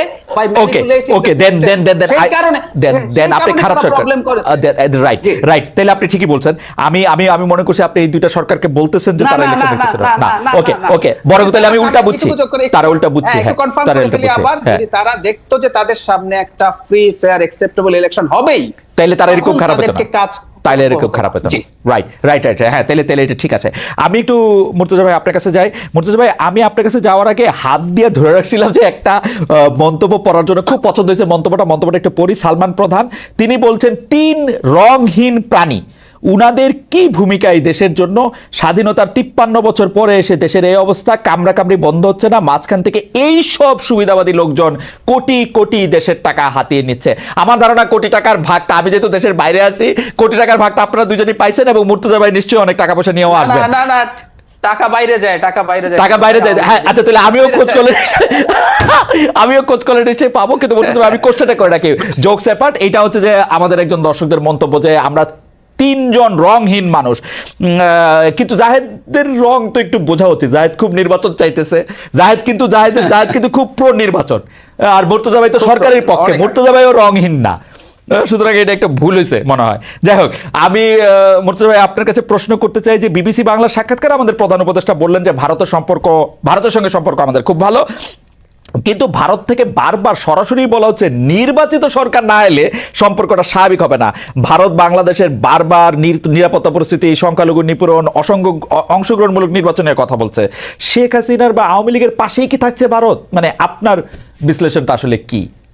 এখানে আমি ভারতকে আমি যেভাবে দেখতে চাইতাম বা ভারতের খোঁজ খবর রাখি, আমি আমাদের কথা যেটা জায়েদ ভাই বললেন, আদমি, কলকাতার মমতা, সাউথে কি হয়, আমি মোটামুটি ভাবে একটা খোঁজ খবর রাখার চেষ্টা করি এবং ভারতের আমলাতন্ত্র, ভারতের পলিটিশিয়ান এদেরকে জানার এবং বোঝার চেষ্টা করি। আমি এদেরকে নিয়ে মোটামুটি একটা উচ্চ ধারণা পোষণ করতাম। ভারতের গোয়েন্দা সংস্থার প্রতি আমার এক ধরনের উচ্চ ধারণা ছিল, কিন্তু এই বাংলাদেশের এবারের গণ অভ্যুত্থানের পরে ভারতের যে অবস্থান আমি দেখলাম, তো ভারত কেমন যেন সবকিছুতে একেবারে তালগোল পাকিয়ে ফেললো। ভারত যেন কোথাও কোনো কুলকিনারা পাচ্ছে না। ভারত একটা জাহাজে ছিল, হঠাৎ করে যে একটা ঝড় আসলো এবং সেই ঝড়ে জাহাজটা ডুবে গেল, ভারত সেই ঝড়ের কোনো পূর্বাভাস আগে থেকে পেল না। এরকম একটা অবস্থায় ভারত কেমন যেন এমন একটা মানে ইম্যাচিউর আচরণ করছে, অপরিপক্ক আচরণ। এইটা কি হইতে পারে? আপনি আরো বেশি জানবেন, এটা কি হইতে পারে যে প্রফেসর ইউনূসকে একরকম সমর্থনই করে গেছে ভারত আসলে? মানে প্রফেসর ইউনূসের সরকারকে, যেমন শেখ হাসিনাকে বন্দী করে রাখছে ভারতে, আসতে দিতেছে না তো, নড়তেও দেয় না, আসতেও দেয় না, ছবিও তুলতে দেয় না। না, শেখ হাসিনা আসতে চাইলে আসতে দিবে, শেখ হাসিনা আসতে চায় না, শেখ হাসিনার আসার সেই সাহস নাই। ভাই, শেখ হাসিনা জাতিসংঘের হিসাব অনুযায়ী কমপক্ষে 1400 মানুষকে হত্যা করে পালিয়েছে। তো এই 1400 মানুষকে হত্যা করে পালিয়েছে। শেখ হাসিনা আবার তখনই আসবে যখন এসে শেখ হাসিনা আবার 14,000 মানুষ হত্যা করার মতো শক্তি নিয়ে আসতে পারবে। তো সেই শক্তির আপাতত কোনো সম্ভাবনা নাই, সেই কারণে আসবে না। তো আপনার যে কথা যে ভারত শেখ হাসিনার পক্ষে, ভারতের এই রাজনীতির জায়গাটা আমি বুঝতে পারছি না। আপনি খেয়াল করে দেখবেন যে এখন পর্যন্ত ভারতের যে সংবাদ, ভারতের যে তথ্য, সেই তথ্যে 5 তারিখে যে শেখ হাসিনার পতন হচ্ছে, 4 তারিখে যে মোটামুটি ভাবে নিশ্চিত হয়ে গেছে, আমি আর আপনি যতটুকু জানি ভারত তো ঠিক ততটুকুই জানে, ভারতের চেয়ে বেশি কিছু জানে না। ভারতের থেকে বেশি কিছু জানে না, তার প্রমাণ হচ্ছে যে পুরো ঘটনায় সে আকস্মিকভাবে বলে না যে হতবিহম্বল হয়ে যাওয়া, কিং কর্তব্য বিমূঢ় হয়ে যাওয়া, ভারত সেই কিং কর্তব্য বিমূঢ় হয়ে গেছে। এখন ভারত এতদিন পর্যন্ত বলতো যে বাংলাদেশের নির্বাচন অভ্যন্তরীণ বিষয়, পররাষ্ট্র সচিবকে পাঠিয়ে দিত, এরশাদকে নিয়ে যায়, এরশাদকে বোঝাও সে যেন নির্বাচনে আসে। ডিজিএফআই এরশাদকে হাসপাতালে ভর্তি করবে, সেই নেতৃত্বের সঙ্গেও ভারতের একটা অবস্থান থাকতো। আর এখন ভারত প্রতিদিন বলে যে বাংলাদেশে একটা ইনক্লুসিভ নির্বাচন লাগবে, নির্বাচিত সরকারের সঙ্গেই সম্পর্ক তৈরি হবে। এটার মানেটা হচ্ছে যে শেখ হাসিনার পতন এবং সেই পতনের পরে ডক্টর ইউনূসের ক্ষমতা নেয়া, বা এখানে যে একটা বিপ্লব হয়েছে, এখানে যে একটা গণ অভ্যুত্থান হয়েছে, এইটা ভারত কোনো অবস্থাতেই মানতে পারে না। মুর্তজা ভাই, আমি আসলে এই প্রশ্নের লেসটা একটু ডক্টর রহমানের কাছেও জানতে চাই, জাহিদুর রহমানের কাছেও জানতে চাই যে ইনক্লুসিভ ইলেকশন হলে অসুবিধা কি? মানে আওয়ামী লীগ, মানে এখন আরেকটা দেশ যখন আরেকটা দেশের নিয়ে কথা বলে, ইনক্লুসিভ ইলেকশন ছাড়া বলবে কি? দেখেন ইলেকশন তো ইনক্লুসিভই হতে হবে। আমিও চাই ইলেকশনটা ইনক্লুসিভই হবে, সব দল অংশ নিবে। এখন বিষয়টা হলো যে তাহলে কি আমি বলতেছি যে আওয়ামী লীগ অংশ নিবে? আওয়ামী লীগ অংশ নিবে কি নিবে না সেটা পরের আলোচনা। আমারও একই রকমের প্রশ্ন, শেখ হাসিনা সহ যে হত্যাকাণ্ড ঘটায় যে পালাইছে, এই তাদের তো বিচার হইতে হবে, তাদের বিচার হবে, আর বিচারের প্রক্রিয়া চলবে, নির্বাচন হবে। তো নির্বাচন হবে, সেই নির্বাচনে আওয়ামী লীগের যদি ধরেন শেখ হাসিনার যদি শাস্তি হয়ে যায়, তো এখন শেখ হাসিনার শাস্তি হয়ে গেলে আওয়ামী লীগ অংশ নেবে। এখন সরকারের তো ওই দায় পড়বে নাই যে বিশেষ বিবেচনায় শেখ হাসিনাকে বলবে ঠিক আছে তোমার শাস্তি হয়েছে, তবুও তুমি নির্বাচন করো। শেখ হাসিনার বিচার হবে, আরো 10 জনের বিচার হবে, শাস্তি হলে শাস্তি হবে, শাস্তি না হলে বের হয়ে আসবে। আর আওয়ামী লীগ যদি নির্বাচনে অংশ নেয়, তাহলে আওয়ামী লীগের তখনকার যে নেতৃত্ব, সেই নেতৃত্ব বলবে যে আমি এখন আমার নেতা আমি এখন নির্বাচনে অংশ নিতে চাই। তখন যদি তাকে নির্বাচনে অংশ নেওয়ার সুযোগ দেওয়া না হয়, তখন যদি বলা হয় না তুমি অংশ নিতে পারবে না, তখন হয়তো আমি সরকারের থেকেও সরকারের বিরুদ্ধে কথা বলবো। কিন্তু সেরকম পরিস্থিতিতে এখানে নাই। সুতরাং নির্বাচন তো সব দলের অংশগ্রহণই হতে হবে, এটা তো সবারই কথা। কিন্তু ভারতের কথাটাকে আমি আলাদা করে বলছি কেন? বলছি এই কারণে যে ভারত শেখ হাসিনার পতন হয়েছে, তার যে কমফোর্ট জোন সেইটা সে মানতে পারছে না। শেখ হাসিনার কমফোর্ট জোন চলে গেছে, সেটা অতীত, সেটা আর কখনো ফিরে আসবে না। কিন্তু এখন যারা আছে, ভবিষ্যতে যারা আসবে বা এখন যারা আছে, তাদের সঙ্গেও যে তার একটা কমফোর্ট জোন তৈরি হতে পারে, ভারত এই চেষ্টাই করছে না। এইটা আমাকে বিস্মিত করছে। ওকে, আমি ভারত প্রসঙ্গে নিশ্চয়ই ডক্টর জাহিদ কিছু বলবেন, আমি প্রশ্নটি করে রাখি, প্রসঙ্গটি এনে রাখি। সেটা হচ্ছে যে সেনাপ্রধানের বক্তব্য নিয়ে খুব একটি আলোচনা আসে। অনেকে সেনাপ্রধান এবং সরকার প্রধানের মধ্যে এক ধরনের কি বলে ক্ষমতার দ্বন্দ্ব দেখতে পাচ্ছেন। কেউ কেউ বলছেন যে ওয়াকার আর ইউনূস একসাথে থাকা দরকার নাই, তাইলে যেই সুইং হবে সেই সুইং আমরা সামলাতে পারবো না। ডক্টর জাহিদুর রহমান। আসবো। ভারতের ব্যাপারে একটু বলি। আপনি যে বলছিলেন যে অন্তর্ভুক্তিমূলক বলার সমস্যা কি আছে, মানে কিছুটা সমস্যা তো আছে। আবার যেহেতু ইন্টারন্যাশনাল পলিটিক্স এবং জিও পলিটিক্স এর একজন মোটামুটি মনোযোগী ছাত্র আপনি, তাই আবার অবাকও হই না। আসলে একটা দেশের তেমন কোনো পলিসি নাই। আমাদের একটু খটকা লাগে বা খারাপ লাগে, আমরা মানুষ তো দিনের শেষে। মানে বাংলাদেশ সম্পর্কে শেখ হাসিনার কালে যখন ভারতকে জিজ্ঞেস করা হতো, ভারত গণতান্ত্রিক বা অন্তর্ভুক্তিমূলক নির্বাচন এগুলো কোনোদিনও বলে নাই। ভারত স্থিতিশীল শান্তিপূর্ণ উন্নয়ন করছে, এরকম তারা নিজেদেরকে তারা নিজেদেরকে কারেক্ট করছে, কারেক্ট করছে, তারা নিজেদের কারেক্ট করছে একদম। মানে আসলে এটাই ঘটে। আমি ওই প্রায় বলতাম যখন আসলেই কিন্তু গত 15 বছরে বারবার বিএনপি জামাত ইলেকশনে অংশ নিতে পারবে কিনা এই প্রসঙ্গটা ধরে বা ইঙ্গিতে করে ভারতকে যখন এই প্রশ্ন করা হইতো, ভারত বলতে এটা তাদের নিজেদের ব্যাপার। এখন আসে হচ্ছে যে অন্তর্ভুক্তিমূলক প্রশ্ন। এখন তারা ভালো হয়েছে এটা আমরা বলতে পারি। তারা চাইতো যে তার বারবার বলতো স্থিতিশীল, মানে শেখ হাসিনার মতো একটা বিভৎস ডিক্টেটরও যদি বাংলাদেশকে অ্যাপারেন্টলি স্থিতিশীল, মানে ভারতের কাছে স্থিতিশীল মানে হচ্ছে ভারতের স্লেভ করে রাখা যাবে, সেটাই তারা পছন্দ করেছে। এটা এই কারণে একটু খটকার ব্যাপার আছে আর কি। সো আবার এটাও সত্য, প্রত্যেকটা দেশ তার স্বার্থের মতো। আমি একটু যোগ করে লোভ সামলাতে পারছি না। যখন আমেরিকা বাংলাদেশে গণতান্ত্রিক ব্যবস্থা, বিশেষ করে নির্বাচন ভালো করার জন্য চাপ দিচ্ছিল 2022-23 এই সময়গুলোতে, তখন আমি প্রায় বলতাম এটা আসলে কেন আমরা তার পক্ষে বা আমরা কেন মনে করছি, ওর সাথে আমার স্বার্থটা তখন মিলছে। এই আমেরিকায় 60s-70s এর ডিক্টেটরকে পেট্রোনাইজ করতো। মানে এই মাটিতে আইয়ুব খান কেন এসেছিল আসলে, কারণ আমেরিকা পেট্রোনাইজ করেছে। সে চেয়েছে ডিক্টেটর থাকলে, গণতান্ত্রিক ব্যবস্থা না থাকলে কমিউনিজম মাথা চাড়া দিতে পারে না, কারণ তখন ইয়াংরা প্রচুর কমিউনিস্ট হয়ে উঠছিল। আর এখন আমেরিকা দেখছে যদি ডিক্টেটর থাকে সে রাদা চায়নার দিকে চলে যায়, সুতরাং এখন সে তার গণতন্ত্র যে ব্যবস্থা, আমি বাইডেন ডক্ট্রিনের কথা বলছি, তো এই ব্যাপারগুলো স্বার্থের সাথে, সুতরাং এগুলো পাল্টাতেই পারে, সেটা ঠিক আছে। কিন্তু ওই যে বললাম ভারতের ক্ষেত্রে সমস্যাটা অন্য একটা জায়গায়। ভারত আসলে জেনুইনলি ফিল করছে না। আমি যদি কম্পেয়ার করি চায়নার সাথে, চায়নাও কি শেখ হাসিনার পক্ষে ছিল না? 2018 সালে সোনার নৌকা ছিল না, কিন্তু চায়নাকে দেখেন, সে খুব দ্রুত হাসিনা যে পরাজিত এবং হাসিনা যে একটা লায়াবিলিটি, নতুন যে শক্তিটা এখন আসছে সামনে বাংলাদেশের পলিটিক্যাল স্ফিয়ারে, এই হাসিনা বিরোধী যে শক্তিটা কাজ করবে তার সাথে সে সম্পর্ক তৈরি করার জন্য সর্বোচ্চ চেষ্টা করছে। ঠিক এই জায়গাটাতেই হয়তো প্রবলেম। আমরা বলছি না চায়না হতে হবে, হাসিনাকে হাতে তুলে দিতে হবে, আমি জানি ভারত এটা অ্যাফোর্ড করতে পারে না, কিন্তু আমাদের সাথে একটা ওয়ার্কিং রিলেশনশিপ তৈরির মতো যখন চেষ্টা করে না, এবং অন্তর্ভুক্তিমূলক বলার মাধ্যমে যখন আওয়ামী লীগকে সে পুনর্বাসনের একরকম চেষ্টা হচ্ছে বলে মনে হয়, সেটা মানুষের কাছে খারাপ লাগে। সেটা এভাবে একটু সেনাপ্রধান প্রসঙ্গে একটু আসবেন কিনা? আজকে অনেক মানে যদিও তারাবির নামাজ চলতেছে, আমাদের অনুষ্ঠানটা 9টায় না হওয়ার ব্যাপারে অনেকে 10টায় করতে বলছিলেন, কিন্তু আসলে বারবার অনুষ্ঠানের সময় চেঞ্জ না করা, তবু আমরা এটা ভাবতেছি, আমরা এটা করবো, এটার জন্য বলে রাখতেছি। কিন্তু অনেক দর্শক আসলে দেখতেছেন, খুবই ইন্টারেস্টিং মন্তব্য করতেছেন, পড়ার লোভ সামলাতে পারতেছি না। এখন পড়াটা ঠিকও হবে কিনা এটা বুঝতে পারতেছি না। যাই হোক, একটু পড়েই ফেলি। আব্দুল কবির মোল্লা, ভারত বাংলাদেশকে স্যাংশন দিয়ে রেখেছে 5 তারিখের পর, এই ব্যাপারটা 3 পণ্ডিত বুঝতে পারছেন না, তাহলে তারা কি আন্ডার সাংবাদিক? ইন্টারেস্টিং। আমি সাংবাদিক না।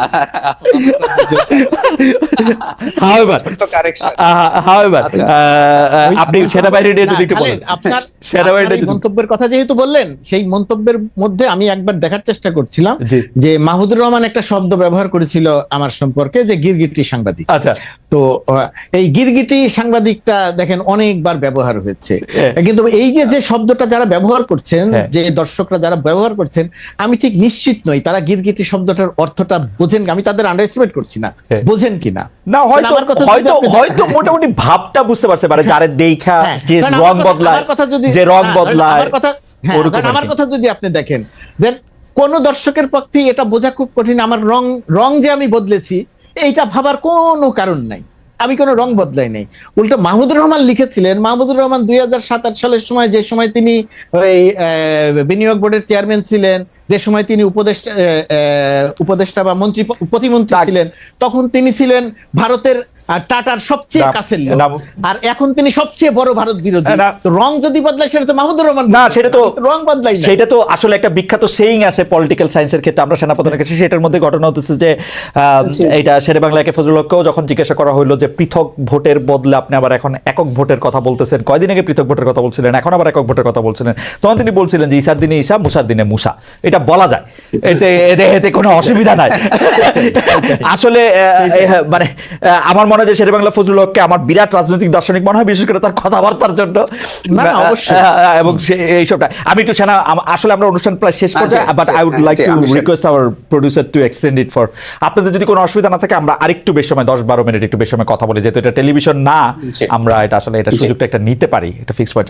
আমি সেনা এই প্রসঙ্গে অবশ্য মুর্তজা ভাইয়ের কথা একটু শুনবো। ডক্টর জায়েদ রহমান, আপনি যদি একটু বলতেন যে সেনা প্রধান এবং সরকার প্রধান দুজনকে খুব যুযুদান মনে হচ্ছে কিনা? আমার কাছে মনে হচ্ছে, আমি প্রথম কথা হচ্ছে আমি সেনাপ্রধানের যে বক্তব্যটা খুব মন দিয়ে দেখার চেষ্টা করেছি, আমি শোনার বলছি না, দেখার।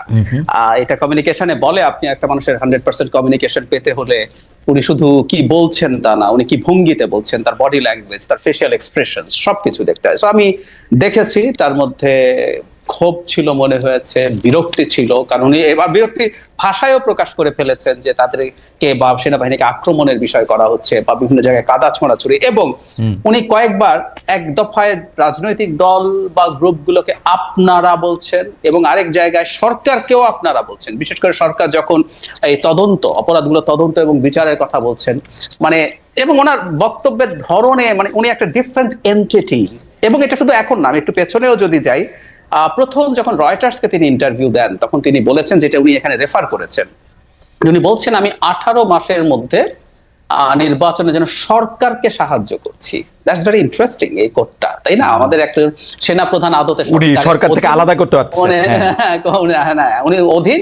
তবে আমি এভাবেও একটু দেখতে চেয়েছি যে আমাদের আসলে একটা ভিন্ন পরিস্থিতি এখন আছে, যেখানে সেনাবাহিনীর সম্ভবত এটা আমরা ধরে নিতে পারি কিছুটা ডিফারেন্ট একটা অবস্থান আছে। তো যাই হোক, তার এই বক্তব্য যখন হলো নির্বাচন বা সবকিছু নিয়ে, আমি প্রধান উপদেষ্টাকে যখন জিজ্ঞেস করলো বিবিসি বাংলার পক্ষ থেকে, বিশেষ করে যখন কাদা ছোঁড়াছড়ি নিয়ে সভরেন্টি আমাদের কোনো হ্যাম্পার্ড হতে পারে কিনা, একটা পর্যন্ত স্বীকারও করলেন, এবং হুইচ ইজ ভেরি রাইট। আমরা এই ক্রাইসিসের সময় যদি প্রচুর নিজেদের মধ্যে বাদানুবাদ এবং সংঘাতে জড়িয়ে পড়ি, সেটা সমস্যা হবে। কিন্তু আমি খেয়াল করলাম আমাদের প্রধান উপদেষ্টা শুরু করেছেন একটু বিরক্তি দিয়ে, যে তার বক্তব্য এন্ডোর্স করা বা না করা তার কোনো ব্যাপার না, এখানেও কিন্তু জি আমার মনে পড়েছে নিশ্চয়ই। আমার মনে হয় যে আপনার বিশ্লেষণের পরিপ্রেক্ষিতে আমি একটু জনাব গোলাম মুর্তজাকে শুনতে চাইবো যে সরকার প্রধান এবং সেনা প্রধান কি আসলে, মানে আমি কি বলবো, তারা দুই জায়গা থেকে বাংলাদেশকে দেখতেছেন কিনা, দুইটা ভিন্ন ডাইমেনশন থেকে।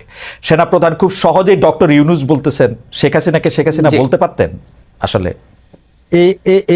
এই যে সেনাপ্রধানের যে বক্তব্যের যে ব্যাখ্যাটা বা যে কথাটা আপনি করলেন বা যে ব্যাখ্যাটা জাহেদ ভাই দিলেন, এই জায়গাটাতে এটা ভাবার খুব বড়ভাবেই সুযোগ আছে যে দেখেন, সরকারের অংশ সেনাবাহিনী না, স্বাভাবিকভাবে সেনাবাহিনীর জায়গায়, এটা একটা ব্যাপার। আর এর বাইরে সামগ্রিকভাবে বাংলাদেশ, সেই বাংলাদেশের একজন প্রধানমন্ত্রী বা প্রধান উপদেষ্টা, তার আওতায় তো সবাই, সেনাবাহিনী তো তার বাইরে না, সেনাবাহিনী তো তার ভেতরে।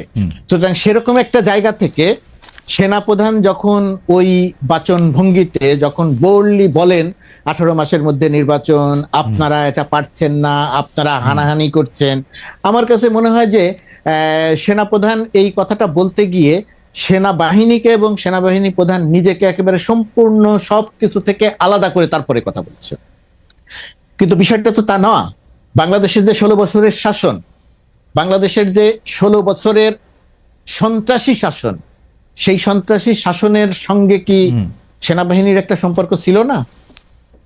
নির্বাচনগুলোর সময় কি 2014, 2018, আবারও বলি, এই সেনাবাহিনী তো পরিবর্তিত সেনাবাহিনী, এই সেনাবাহিনী তো শেখ হাসিনার কথা গুলি করে নাই, এই সেনাবাহিনী তো শেখ হাসিনাকে, এটা শেখ হাসিনার কথায় গুলি করে নাই, এটা আমিও মনে করি এবং আমি সেই প্রশংসা একাধিকবার করেছি। একই সঙ্গে এটাও আমাদের মনে রাখতে হবে যে সেনাবাহিনী যখন মাঠে নামে প্রথম একদিন দুই দিন, কমপক্ষে একদিন সেনাবাহিনীও গুলি করেছে, সেনাবাহিনীর গুলিতেও মানুষ মারা গেছে সংখ্যায় কম। তারপরে গিয়ে সেনাবাহিনী গুলি করে নাই, এর জন্য সেনাবাহিনী প্রশংসিত হয়েছে। আপনি দেখবেন ছাত্র জনতা রাস্তায় নেমেছে, সেনাবাহিনীকে নিয়ে উল্লাস করেছে। এখন এই উল্লাসের পাশে সেনাপ্রধান এই কথা বলার পরে এবং জাতিসংঘের মানবাধিকার হাই কমিশনার যখন কথা বললেন যে আমরা সেনাবাহিনীকে বলেছিলাম যদি এখানে শক্তি প্রয়োগ করতে আসা হয় তাহলে আর শান্তি মিশনে নিয়োগ পাবে কি পাবে না, এরকম একটা বক্তব্য যখন আসলো, আপনার কাছে মনে হয় না যে ভলকার টুর্ক আসলে এই কথাটা যখন বলেছেন তখন তিনি আসলে সত্য গ্রাউন্ডটা দেখেছেন কিনা। বাংলাদেশ যদি এখন বলে আমরা শান্তিরক্ষা মিশনের ট্রুপ পাঠাবো না, বিপদে শান্তিরক্ষা মিশন পড়বে, পৃথিবীর খুব কম দেশই ওরকম একটা কঠিন অ্যাসাইনমেন্টে তাদের সোলজারে পাঠায় এবং এত বেশি বেতনও কিন্তু দেয় না। মুর্তজা ভাই, এত বেশি বেতনও কিন্তু দেয় না। এটার খালেদ, এটার দুইটা দিক আছে। বাংলাদেশ ছাড়া, বাংলাদেশ যে পরিমাণ, যে সংখ্যায় শান্তি মিশনে যায়, এখন পর্যন্ত জাতিসংঘের কাছে এর কোনো বিকল্প নাই। নাই তো, বাংলাদেশ না গেলে নিঃসন্দেহে বিপদে পড়বে, নাই বিপদে, একটা দিক। আর একটা দিক হচ্ছে এই শান্তি মিশনে যাওয়ার ক্ষেত্রে একেবারে সিপাহী থেকে শুরু করে উপর পর্যন্ত যেভাবে আছে, এবং আপনি যেটা বলছেন যে অনেক টাকা দেয় না, সামগ্রিকভাবে যে বেতন, যে সুযোগ সুবিধা, তার চেয়ে অনেক বেশি টাকা পাওয়া যায়। জীবনের ঝুঁকি নিয়ে মানুষ সেখানে যায়। সেই কারণে শান্তি মিশনে যাওয়াটা আমাদের সামরিক বাহিনীর এখন একটা বড় জায়গা। সুতরাং সবাই প্রত্যাশা করে যে আমি সেই জায়গাতে যাব। সেটা যদি হঠাৎ করে বন্ধ হয়ে যায়, জাতিসংঘ কি বিপদে পড়বে সেটা একটি দিক, দেশের ভেতরে তার একটা প্রতিক্রিয়া হবে। না, আমি শুধু ব্যাপারটা বলতে চাইছিলাম যে জাতিসংঘের কোনো কর্মকর্তার হাতে ওই কার্ডটাই নাই, এটা আমি ফর শিওর জানি। কারণ ডয়েচে ভেলেতে যখন এই লাস্ট ওই রিপোর্টটা করা হয় তখন স্পেসিফিক প্রশ্ন করা হয়েছিল যে ওরা জাতিসংঘের থেকে গেলে ওরা এটা করতে পারবে কিনা। তারা কিন্তু এটা বলছে যে আমাদের তো এই সুযোগ নাই। বাংলাদেশের শেখ হাসিনার আর্মি অন্যায় করতেছে, র‍্যাব করতেছে, আয়নাগর করতেছে। এই আলোচনাটা অন্যদিকে চলে গেল। বাট আমি ওই ডয়েচে ভেলের যে রিপোর্টের কথা বলছেন, এবং আমি নিজেও পুরো ব্যাপারটা জানি, আপনার সঙ্গে আমি একমত। কিন্তু আমি যেটা বলছি, যদি কোনোভাবে এই প্রসঙ্গটা আসে তাহলে দেশের ভেতরেও একটা প্রতিক্রিয়া হবে। আমি শুধু সেইটা বলার চেষ্টা করি। ওকে, আমার মনে হয় যে আপনার পয়েন্ট ঠিক আছে, ঠিক আছে। আর এই কারণেই সেনাপ্রধান যে কথা বলেছেন সেই কথার একই সঙ্গে তার সেই কথার অনেক প্রশংসার জায়গা আছে, আবার একই সঙ্গে তার কথা নিয়ে নানা রকমের আলোচনারও ব্যাপার আছে। বিশেষ করে সরকারের সঙ্গে বা সরকারের বাইরে থেকে তিনি সরকারকে ডমিনেট করছেন কিনা কোনো কোনো সময়, এই ব্যাপারগুলো আছে। যেমন ওই সময় ধরেন আরেকটা জিনিস খুব গুরুত্ব দিয়ে আলোচনা হয়েছিল। সেনাপ্রধান যে দায়িত্ব নিয়ে যে বোল্ডলি কথা বললেন, সেনাপ্রধান যদি একবার শুধু বলতেন যে 626 জন ক্যান্টনমেন্টে আশ্রয় নিয়েছিল, সেই 626 জন গেল কোথায়? আমার কাছে মনে হয় এই জায়গাতে আমার মনে হয় যে মুর্তজা ভাই, আমরা সেনাপ্রধানকে এটা অন্ততপক্ষে 10 বার 5 বার, সেনাপ্রধান তো আর আমাদের সাথে কথা বলেন নাই, যাদের সাথে কথা বলেছেন তারাও আসলে চেষ্টা করেছেন, এটা বলতে চেষ্টা করেছে। কিন্তু সরকার প্রধানেরও কিন্তু ব্যাখ্যা দেওয়া উচিত এই 626 জন, কারণ সেনাপ্রধান তার অধীনে চাকরি করেন। সরকার প্রধানও কিন্তু এটা নিয়ে কোনো কথা বলেন নাই আর কি এই পর্যন্ত আমরা দেখি। আমার কাছে এইটা নিয়ে 2 পয়সা হলো, আমি শেষ প্রসঙ্গে চলে আসছি। এটা নিয়ে 2 পয়সা হচ্ছে ডক্টর মানে সরকার প্রধানকে এরকম মনে হচ্ছে বলেই সেনাপ্রধানকে একটু অমিত বিক্রম মনে হচ্ছে কিনা সেটাও একটু দেখার জিনিস। যাই হোক, আমি একটু ডক্টর জাহিদুর রহমানের কাছে শেষ প্রসঙ্গে আসি, যেটা ডক্টর জাহিদুর রহমানের কাছ থেকে আমরা শুনে এক লাইন আবার মুর্তজা ভাইয়ের কাছেও শুনবো। সেটি হচ্ছে বিচার ও সংস্কার পেছানো রাজনীতি করবেন না, যেটা হচ্ছে জনাব নাহিদ ইসলামের আহ্বান, সাবেক উপদেষ্টা, বর্তমানে এনসিপির প্রধান। আপনারা কি বিচার ও সংস্কার পেছানো রাজনীতি করছেন বলে আপনি মনে করেন কিনা? আপনি যদি 2 মিনিটে বলেন খুব ভালো হয়। আমরা মুর্তজা ভাইকে এই প্রসঙ্গে আসলে 1 মিনিট শুনবো। আবারও আজকে যেহেতু অনেকগুলি, আমি সাধারণত এত মন্তব্য পড়ি না, আজকে যেহেতু অনেকগুলি মন্তব্য পড়লাম এবং আপনাদের সাথে আলোচনা খুব শিক্ষামূলক এবং একই সাথে আমার জন্য খুব এন্টারটেইনিং, সেজন্য আমি একটু খুশিতে তাসিন খানের মন্তব্য একটু পড়তে চাই। উনি বলছেন, কি সুন্দর আনন্দ আড্ডা হচ্ছে, হাহা হিহি, আর আমরা গরিবরা সন্ধ্যার পর বের হবো কিনা ভাবতে ভাবতে 10টা বেজে যাচ্ছে। এই হাহা হিহি মানে আমারে পাছে সহজে বোঝো, তাই তো এত লীলার ছল, বাহিরে যার হাসির ছটা, ভিতরে তার চোখের জল। যাযাবরে লিখেছিলেন, যাযাবর লিখেছিলেন ওই ইয়েটার মধ্যে। যাই হোক, আমরা একটু ডক্টর জাহিদুর রহমানের কাছে যাই। আমি হাসি নিয়ে একটা কথা একটু বলি, সেটা হচ্ছে আমরা অনেক সুখে আছি সবাই তা না, তবে একটা কথা সত্য, মানে এখন অনেকে মন্তব্য করছেন, আমি এভাবে বলার জন্য দুঃখিত। দীর্ঘ একটা ট্র্যাক রেকর্ড আমাদের তো আছে। আমি 11 সাল থেকে স্মরণ করতে পারি যখন সংবিধান সংশোধন করেছে বাংলাদেশের থেকে আমরা ফাইট করার চেষ্টা করেছি, প্রতি মুহূর্ত টেনশনে ছিল। সো এখন না, আমি অনেককে ফান করে বলতে শুনি, কিন্তু ফান না, আমাদের কোনো কষ্ট যদি আসে, যদি চিন্তা করি আপা নাই, আপা পালিয়েছেন, এটা ইটসেলফ একটা অসাধারণ আনন্দের ব্যাপার। শুধু টেনশন না জাহেদ, মুর্তজা ভাইয়ের মনে থাকবে, টেনশনের পাশাপাশি আছে গ্লানি, পচানো, সর্বোচ্চ পর্যায় থেকে এরকম করে কথা বলা, পেঁচিয়ে আমাদের প্রশ্ন করেন, সাধারণ প্রশ্নকেও, মানে অসম্ভব গ্লানি। কিন্তু যাই হোক, একদম আমি এখন ওই যেটা বলছিলাম তাদের রাজনীতির ব্যাপারে, মানে দুটো ব্যাপার, সেটা হলো সংস্কার, বিচার। প্রথম কথা হচ্ছে বিচার, এটা আমি মানতে প্রস্তুত, শেখ হাসিনা এবং তার সাঙ্গপাঙ্গদের যদি বিচার আমরা বাংলাদেশে করতে না পারি, সেটা এই সরকারের সময় আসলে হবে না। এই সরকার যে টাইমলাইন দিয়েছে তাতে আসলে আমি মনে করি ফার্স্ট ভার্ডিক্টটাও আসবেন আমাদের চিফ প্রসিকিউটর যতই বলুক না কেন। আচ্ছা যদি আসেও, কিন্তু আমি হচ্ছে এদের বিচার যদি করা না যায়, বাংলাদেশ রাষ্ট্র হিসাবে আর কারো বিচার করার কোনো অধিকার রাখে না, আমি একদম সিরিয়াসলি মনে করি। ফলে এই বিচার এখন না, পরবর্তী সরকারও যদি সেটা কন্টিনিউ না করে, আমরা সেটা নিয়েও নিশ্চিতভাবে কথা বলবো। এবং আজকে এখানে দর্শক যারা আছেন তাদেরকে সাক্ষী রেখে বলছি, পরবর্তীতে নির্বাচিত সরকার যদি এটা গড়িমসি করে, পারহ্যাপস আইল বি দ্য ফার্স্ট পারসন আমি এটার বিরুদ্ধে দাঁড়াবো। ওকে, তো সুতরাং এটাকে নির্বাচনের সাথে জড়ানোর দরকার নেই। সংস্কার নিয়ে আমি একটা কথা বলি, আমি নিজে একটা সংস্কার কমিশনের সদস্য ছিলাম, আমি আসলে সংস্কারের আশা আর খুব বেশি দেখি না। কেন? সরকারটা নানা ক্ষেত্রে এত ব্যর্থতার পরিচয় দিয়েছে এবং এত দুর্বল হয়ে গেছে। সরকার যদি একটা শক্ত জমির ওপরে দাঁড়াতে পারতো, আমি সরি, কেউ বলতে পারেন যে না বিএনপি সংস্কার নিয়ে ন্যূনতম সংস্কারের কথা বলছেন, তারা কেন চাইছেন না? আমি রাদার মনে করি আসলে রাজনীতি এভাবে কাজ করে। রাজনীতি কাজ করে কোন দল কিভাবে অবস্থায়। বিএনপি এখন দেখছে মাঠে তার অবস্থান অনেক বেশি শক্তিশালী, সরকার দুর্বল। এবং আমি বহু মানুষকে দেখছি নির্বাচন চাইতে, এটা শুধুমাত্র খুবই খেটে খাওয়া মানুষের সংকট হয়েছে তা না। আমি ব্যক্তিগতভাবে কয়েকজন ব্যবসায়ী আমাকে বলেছেন যে তারা আর পেরে উঠছেন না, নির্বাচন ছাড়া অর্থনীতি ভালো হবে না। আমার মনে হয় না সংস্কার খুব বেশি কিছু হতে যাচ্ছে। ব্যবসায়ীদের বলার মধ্যে অবশ্য নানা ধরনের কাহিনী থাকে, নির্বাচন ছাড়া অর্থনীতি ভালো হবে না, কারণ তারেক সাহেব আমাকে চিনে। হবে না খালেদ ভাই, আমাদের ওই সুযোগ নাই। আসলে অর্থনীতির খুব বেসিক এটা। ইভেন আমি মেনে নিলাম আমি রসিকতা করতেছিলাম, মেনে নিলাম। মুর্তজা ভাই, আপনি যদি 1 মিনিট বলেন, আমরা আসলে সময় পার হয়ে গেছি। আবারও একটা দর্শক মন্তব্য আপনাদের শোনাই। সাদাত বলছেন, আগে আওয়ামী লীগ ভোট দিতে চাইতো না, এখন নতুন দলই ভোট দিতে চায় না, কেন জানি মনে হচ্ছে ভাই ভাই। এই আপনি যে সংস্কার এবং বিচারের জায়গা থেকে রাজনীতি করা প্রসঙ্গে আপনি যদি 2টা লাইন বলেন আমাদের। আর প্রথমত কথা নতুন দল নির্বাচন দিতে চাইছে না বলে আওয়ামী লীগের সঙ্গে মিলনে এত সরলীকরণ করার কোনো সুযোগ নেই, এই বক্তব্যটা সঠিক নয় প্রথমত। দ্বিতীয়ত কথা, আরেকজনের যে মন্তব্য করলেন আমরা হাসাহাসি করছি, রসিকতা করছি, এই হাসাহাসি বা রসিকতা করার একটা পরিবেশ তৈরি হয়েছে দেশে, এটা আমাদের সবাইকে স্বীকার করতে হবে, বুঝতে হবে। ওই ভদ্রলোক যিনি মন্তব্য করছেন, তিনি যে নির্দ্বিধায় মন্তব্য করতে পারছেন, আমাদেরকেও যে গালাগালি করতে পারছেন, ডক্টর ইউনূসকে গালাগালি করতে পারছেন, তার কারণ তিনি জানেন যে তার গুম হওয়ার আর কোনো সম্ভাবনা নাই। কারণ তিনি জানেন না। এখন আমাকে আবার আমার শিক্ষকের মতো ফেসিবাদের দালাল বলেন না, কারণ আমি যেহেতু এই মন্তব্যগুলি পর্যবেক্ষণ করতাম, সেটা আমি কিন্তু দেখতাম শেখ হাসিনা প্রচুর গালি খাইতো অনলাইনে, মানে আমার মন্তব্যের মধ্যে, মানে কিন্তু সেই সময় নামগুলি লুকাইতে হইতো, আরো কি জানি করতে হতো বা বিদেশে থাকতে হতো। এবং সেই গালির একটা বড় অংশ গালিটা দিত দেশের বাইরে থেকে, দেশের ভেতরে থেকে গালি দেওয়ার সংখ্যা অনেক কম ছিল। আমি যখন একটা টেলিভিশনে শো করতাম, টেলিভিশন শো করে রাতে 1টার সময় বের হওয়ার পরে আমি কোনোদিন একা মাইক্রোবাসে উঠতাম না, আমার সঙ্গে আরো 1-2জন থাকতে হতো, কারণ আমি জানতাম যে কোনো সময় যে কোনো কিছু ঘটতে পারে। আমি রাতে ঘুমাতে পারতাম না, একটা ছোট্ট একটা গেটে শব্দ হলে আমার কাছে মনে হতো যে র্যাব চলে আসলো কিনা, তুলে নিয়ে যাওয়ার মতো অবস্থা তৈরি হলো কিনা। বাংলাদেশে এখন অনেক আতঙ্ক আছে। আমরা আসলে আগের চেয়ে অনেক ভালো পরিস্থিতিতে আছেন, এটা আপনি মনে করতেছেন, কিন্তু আমার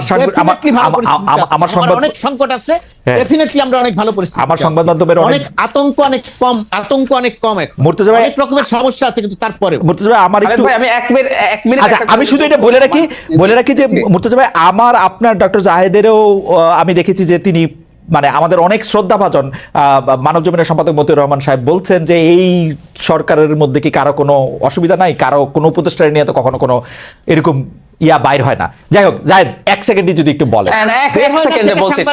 বের হয় না সেটা সাংবাদিকদের ব্যর্থতা, যেটা সম্পাদকের ব্যর্থতা, যিনি বলছেন তারও ব্যর্থতা হতে পারে, আমারও ব্যর্থতা হতে পারে। আচ্ছা ঠিক আছে, আমি জাস্ট 2টা বাক্য বলি খালেদ ভাই, সেটা হলো শেখ হাসিনা নাই, আমাদের প্রধান ব্যারিয়ারটা আমরা সরিয়েছি, আমরা এবার ডিবেট করব, মাঝে মাঝে ঝগড়াঝাটি করব, কিন্তু এই দেশটাকে আমরা ঠিক করবই, ফর শিওর। ওকে, আমরাও আশা করি যে এই দেশটা ঠিক হবে, এবং আমাদের দর্শকদের মধ্যে যারা খুব রেগে আছেন, খুব বকাবকি করছেন, তাদের মনের মধ্যে আসলে শান্তি প্রকাশ করবে। আপনাদের যদি কোনো কারণে একটু কষ্ট লেগে থাকে, নিশ্চয়ই আপনি এটার মধ্যে এটা বলবেন। আমি আপনাদেরকে অনেক ধন্যবাদ জানাচ্ছি। আজকে আসলে এরকম একটা রমজান মাসে এরকম তারাবির নামাজের মধ্যে অনেক দর্শক আমাদেরকে দেখে